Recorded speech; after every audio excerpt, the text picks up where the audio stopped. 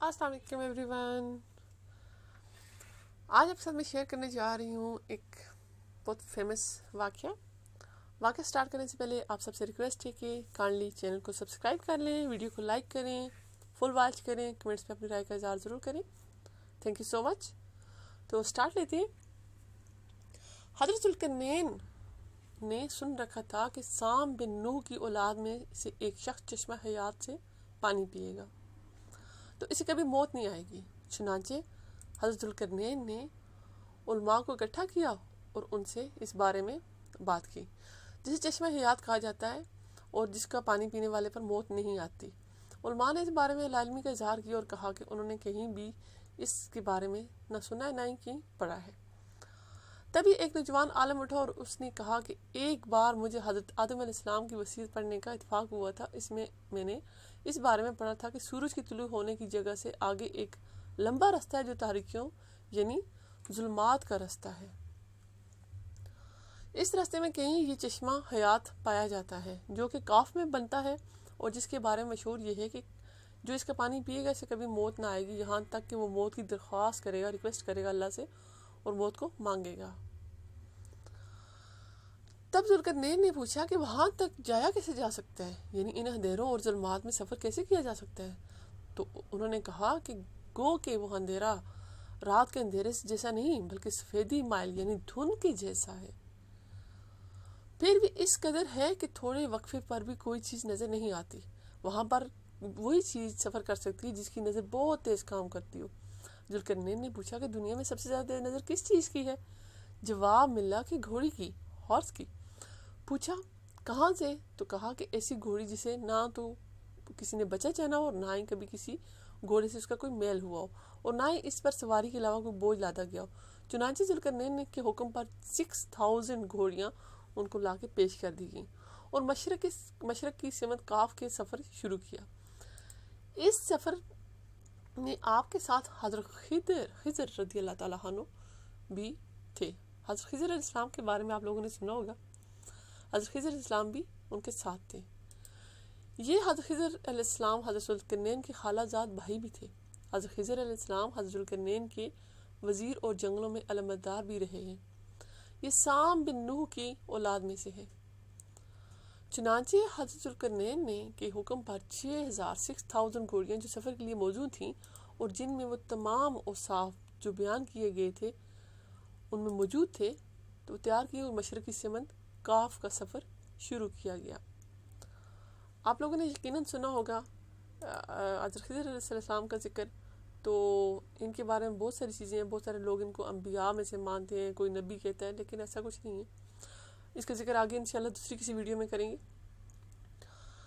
तो ज़ुल्करनैन ने उलमा से भी इस सफ़र में साथ चलने को कहा, लेकिन उन्होंने जाने से इनकार कर दिया और कहा कि आप जाएं, हम पीछे यहाँ के इंतज़ामात देखेंगे और ये कि दुनिया की आफत में हम पढ़ना भी नहीं चाहते। सुभान अल्लाह। तब पूछा कि ये तो बताओ कि जब हम जुल्मात में दाखिल होंगे तो अंधेरे की वजह से नज़र तो कुछ नहीं आएगा, तो कहीं ऐसा ना हो कि हम एक दूसरे को खो दें, यानी काफिले के लोग जो साथ जा रहे थे वो एक दूसरे को खो दें। इट्स मीन कि काफिले के खो जाने का ख़तरा भी तो हो सकता है। तो तब उन्होंने कहा कि ऐसी सूरत में अगर आपके पास लाल हो गोहर हो तो ज़्यादा बेहतर रहेगा कि उनकी रोशनी से काफिले के बिखरने या एक दूसरे से बिछड़ने का ख़तरा कम हो जाएगा। इनकी रोशनी और चमक से सबको पता चलता रहेगा कि वो काफिले में हैं या दूर हैं या साथ हैं। चुनांचे जनाब ज़ुल्करनैन ने ख़जाने से तमाम लाहौल गोर मंगवा लिए सफ़र में साथ लेके जाने के लिए और उन्हें हज़रत खिज़र अलैहिस्सलाम के हवाले किया। इंतज़ामात सल्तनत के अपने एक भरोसामंद मुलाजिम को सौंपे और कहा कि 12 वर्ष तक मेरा इंतज़ार करना, अगर मैं इस अरसा में लौट आया तो ठीक, वरना फिर जो तुम लोगों को बेहतर लगे मुशावरत से तय कर लेना। इसके बाद हज़रत ज़ुल्करनैन उनके साथ एक नौजवान आलम को जिसने चश्मा हयात के मुतल्लिक़ सही रहनुमाई की थी, उसके अलावा हज़रत खिज़र अलैहिस्सलाम जो कि सपा सालार थे और एक साथ एक लश्कर जो 6000 सिपाहियों पर मुश्तमिल था, चश्मा हयात को ढूंढने की मुहिम पर रवाना हो गए। सुभान अल्लाह। مذکورہ اور یہ کہ ایک جگہ یہ بھی کہا جاتا ہے کہ ایک لمبے عرصے تک یہ قافلہ چلتا رہا، تب جا کر مشرق کی سمت سورج طلوع ہونے کی جگہ پر اس پار پہنچے تو دیکھا کہ اس کے پار ایک چشمہ ہے، جسے پار کرنے کے بعد وہ ظلمات شروع ہوتے ہیں۔ تب وہاں پہنچ کر ذوالقرنین کے حکم پر لشکر کو 2 ٹکڑوں میں بانٹ لیا گیا، یعنی کہ انہوں نے 2 جماعتیں بنا لیں۔ ایک حصہ حضرت خضر علیہ السلام کی قیادت میں تھا اور دوسرا حضرت ذوالقرنین کے۔ اب سفر یوں تھا کہ آگے حضرت خضر کا لشکر تھا اور پیچھے حضرت ذوالقرنین کا، اور فاصلہ اتنا تھا کہ جس جگہ حضرت خضر کا قافلہ پڑاؤ ڈالنے کے بعد آگے بڑھتا تو بعد اس کے وہاں پر بھی حضرت ذوالقرنین کا قافلہ آگے پڑاؤ ڈالتا، یعنی کہ ایک دوسرے سے ایک رات دن کی مسافت کی دوری پر تھے۔ اتنا فرق تھا ان کے درمیان، دونوں لشکر کے درمیان میں۔ پھر کچھ عرصہ تک یہ سفر خیریت سے چلتا رہا، پھر کسی وجہ سے ذوالقرنین کا قافلہ راستہ بھٹک گیا، اور جب حضرت خضر نے انہیں اپنے پیچھے نہ پایا تو اپنے لشکر سے وہیں رکنے کا کہا اور خود دوسرے قافلے کی تلاش کے لیے نکلے اور خود بھی بھٹک گئے۔ اسی طرح نامعلوم عرصہ تک تاریکیوں میں گھومتے رہے، چنانکہ وہاں حد دن رات کی تو نہ تھی، سو وقت مقرر نہ ہو سکا کہ کتنا عرصہ رہے۔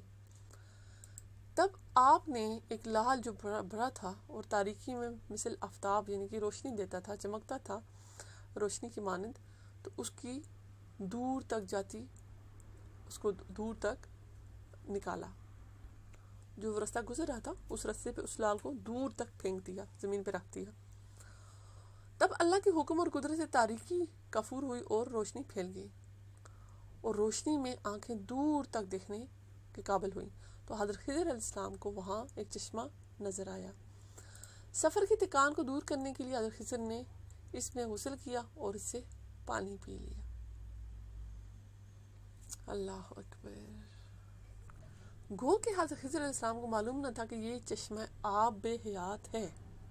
جس چشمے میں سے حضرت خضر نے پانی پی لیا تھا، ان کو یہ نہیں پتا تھا اس ٹائم پہ کہ یہی چشمہ ہے جس کو آب حیات کہا گیا تھا۔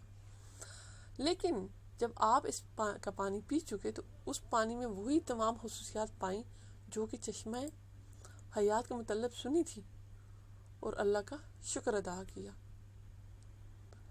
تو حضرت خضر علیہ السلام کے بارے میں نیکسٹ ویڈیو میں آپ کو مست بتائیں گے کہ ان کی کیا زندگی اور کیا روٹین تھی۔ اور دوبارہ وہاں سے ایک دوسری سمت قافلے کی تلاش میں سفر شروع کیا۔ چنانچہ حضرت خضر علیہ السلام نے آب حیات کو پی لیا اور اللہ کا شکر ادا کیا، اور وہاں سے دوسری طرف چلے، اور دوسری طرف لشکروں کے آثار نظر آئے، تو آپ نے وہی لال نکال کر زمین پر رکھا اور سارا قافلہ روشنی سے نظر آنے لگا۔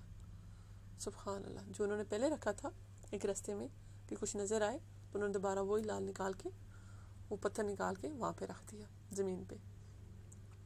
تب ذوالقرنین کو وہاں نہ پایا تو ان کے پیچھے متعلق پوچھا، اور بعض روایات میں یہ کہ قافلوں کے ایک مقام پر کھڑا کر کے دونوں حضرت خود آگے گئے اور تھے اور کسی وجہ سے بھٹک گئے اور ایک دوسرے سے الگ ہو گئے تھے۔ تب حضرت خضر علیہ السلام آب حیات پی بیٹھے، جبکہ حضرت ذوالقرنین وہاں سے دوسری طرف ایک بالا خانہ میں جا پہنچے، اور اس کی چار دیواری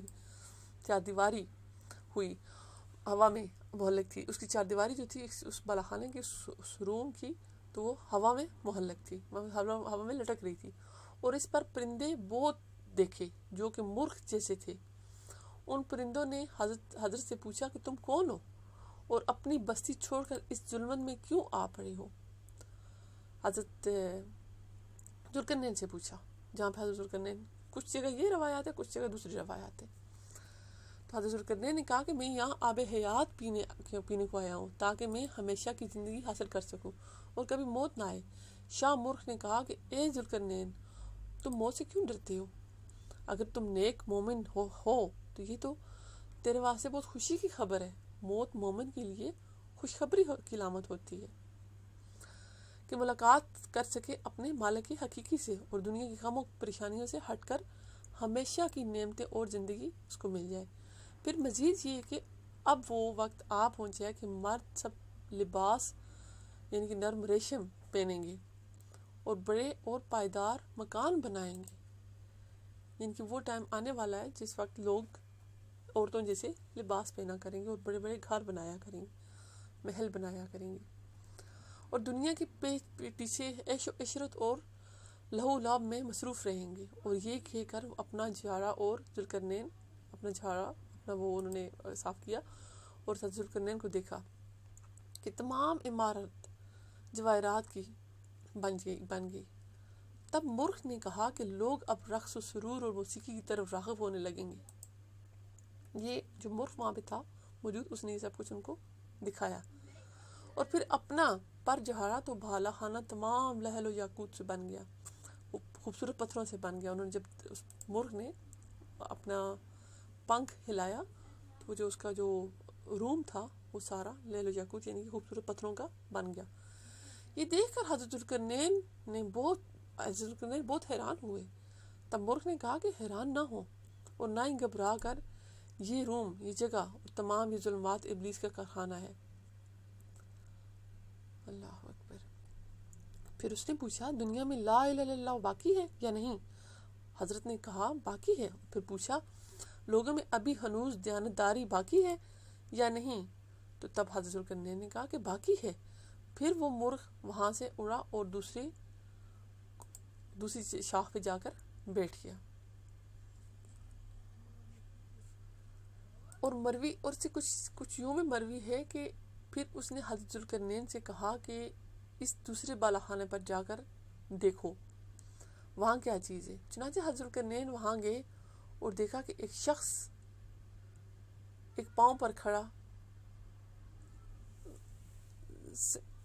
ہے، پاؤں پر کھڑا ہے، منہ میں ایک نغارہ لیا کھڑا ہے، تو ایک شخص وہاں پہ کھڑا ہے۔ تو کہتے ہیں کہ وہ حضرت اسرافیل علیہ السلام تھے۔ حضرت ذوالقرنین فرماتے ہیں کہ وہ حضرت اسرافیل علیہ السلام تھے، جو کہ ایک نغارہ ہاتھ میں لیے، جو سور پھونکا جائے گا نا جب قیامت آئے گی، تو وہ وہاں پہ لے کے کھڑے تھے۔ یہ بھی روایت ہے کہ حضرت اسرافیل علیہ السلام قیامت والے دن، جو قیامت سے پہلے جو سور پھونکا جائے گا، تو وہ سور پھونکنے کے لیے ازل سے ہی وہیں پہ کھڑے ہیں، اور جب آسمان سے اللہ کا حکم نازل ہوگا تو فوری طور پہ وہ سور پھونک دیں گے۔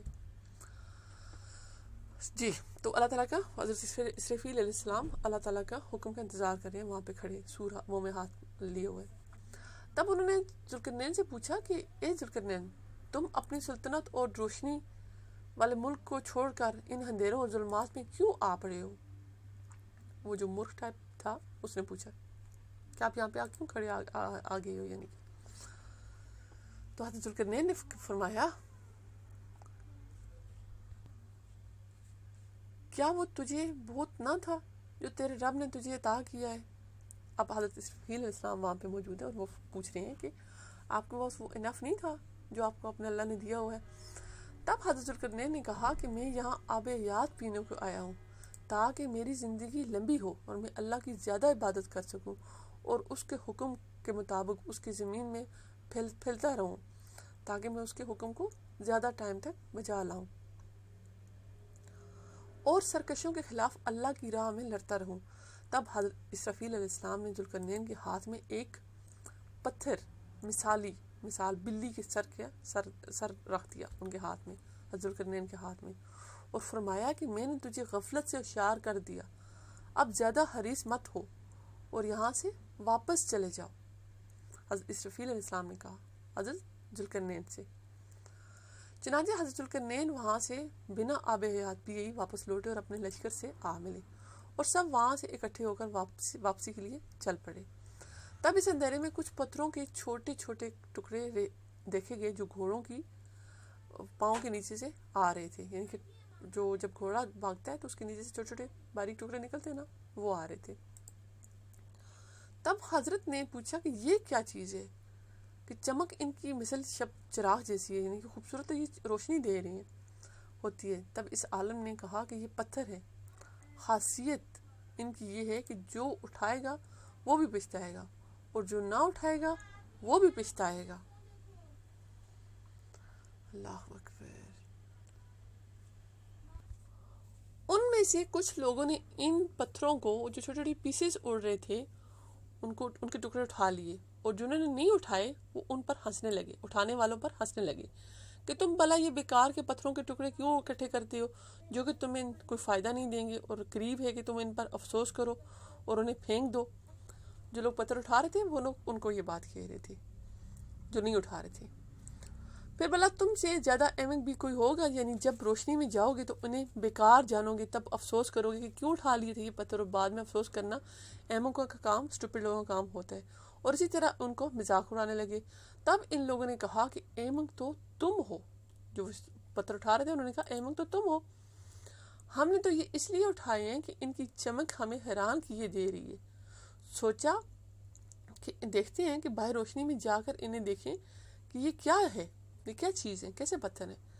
چنانچہ جب وہ لوگ ظلمات سے باہر نکلے اور روشنیوں میں پہنچے تو دیکھا کہ وہ جو سنگریز، وہ جو پتھر ٹائپ تھے، در حقیقت گوہر نایاب ہیں، بڑے اسپیشل سٹونز تھے وہ۔ تو وہ جو پتھر ساتھ لے کے آئے تھے، اور لال اور جواہر سے بھی زیادہ قیمتی ہے۔ تب جن لوگوں نے اٹھائے ہوئے تھے وہ کہنے لگے، ہائے افسوس، تم لوگ یہ سچ کہتے تھے کہ ہم بڑی احمق ہیں، بھلا ہم نے انہیں اور زیادہ کیوں نہ اٹھا لیا، اور اتنی مقدار میں کیوں نہ اٹھائے جتنی مقدار میں ہم اٹھا سکتے تھے۔ جنہوں نے وہ پتھر اٹھائے تھے انہوں نے یہ افسوس کیا کہ ہم نے زیادہ کیوں نہیں اٹھائے۔ تب جن لوگوں نے نہ اٹھائے تھے، وہ پتھر نہیں اٹھائے تھے، اٹھانے والوں کا مذاق اڑایا تھا، کہنے لگے، ہائے ہائے، تم نے، بلکہ ہم اصل میں ہم احمق ہیں، جنہوں نے، ہم اسٹوپڈ ہیں جنہوں نے وہ پتھر نہیں اٹھائے تھے۔ جیسے خالی ہاتھ آئے تھے ویسے خالی ہاتھ واپس جا رہے ہیں۔ کاش کہ ہم بھی تمہاری طرح کچھ اٹھا لیتے تو ہم بالکل ابھی خالی ہاتھ نہ ہوتے۔ اللہ اکبر۔ اور پھر پتھر اٹھانے والوں سے کہیں گے کہ ہم کو بھی تو کچھ دو، لیکن وہ ہرگز نہیں دیں گے۔ وہ سوچنے لگے کہ ہم جنہوں نے اٹھائے ہوئے ہیں ہم ان سے کہیں گے کہ اگر آپ ان سٹون میں سے کچھ ہمیں دے دو، لیکن ان کو پتا تھا اگر ہم مانگیں گے بھی تو وہ دیں گے نہیں۔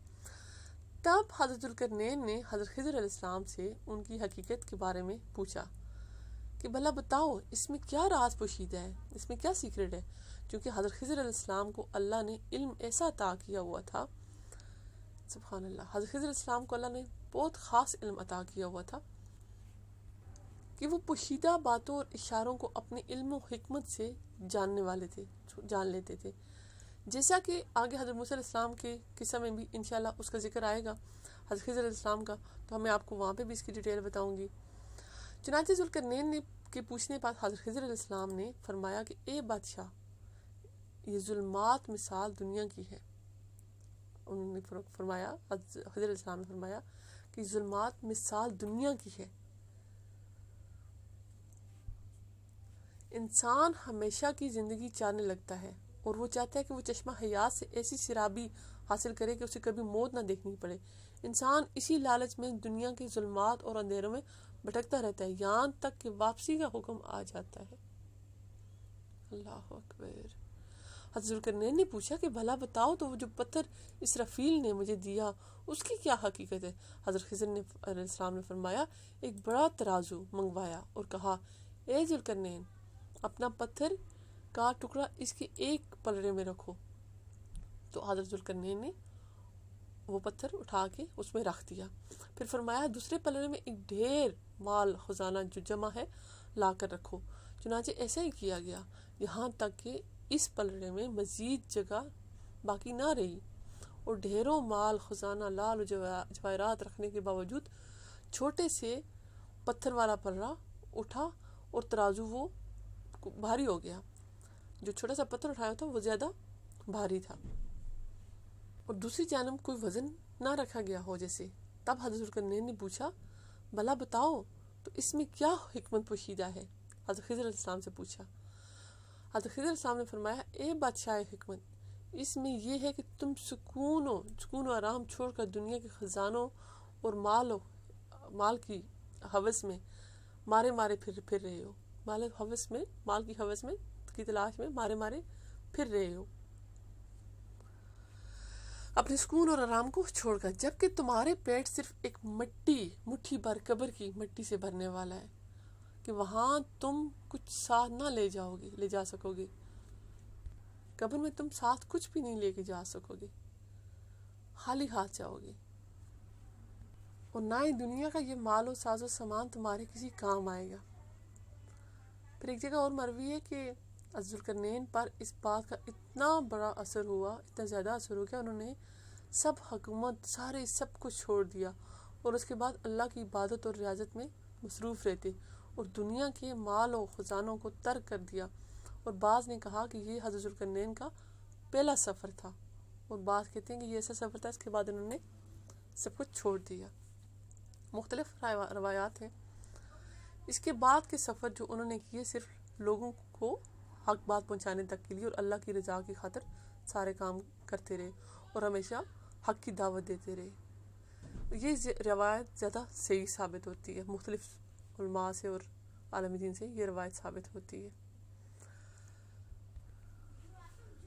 مجھے امید ہے کہ آپ سب لوگوں کو یہ سٹوری اچھی لگی ہوگی۔ یہ سٹوری نہیں ایک حقیقت ہے حضرت ذوالقرنین کی، حضرت خضر علیہ السلام کی۔ اس طرح کی نیکسٹ سٹوری میں حضرت موسیٰ علیہ السلام، حضرت خضر علیہ السلام کا ایک واقعہ میں آپ سے شیئر کروں گی۔ انشاءاللہ امید ہے وہ بھی آپ لوگوں کو اچھا لگے گا۔ تو کمنٹس میں اپنی رائے کا اظہار ضرور کیجیے گا، ویڈیو کو لائک کیجیے گا۔ اللہ تعالی ہم سب کو اس دنیا کی حرص ہوس سے نکال دے اور اپنے سچے دین پہ چلنے کی توفیق عطا فرمائے، آمین۔ السلام علیکم ورحمۃ اللہ وبرکاتہ۔